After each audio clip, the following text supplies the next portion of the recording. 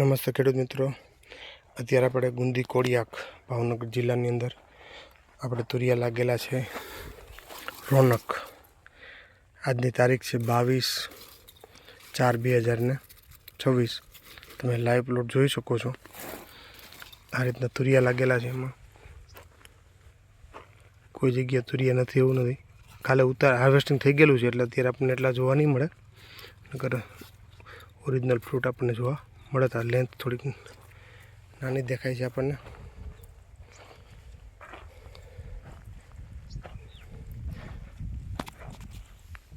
જો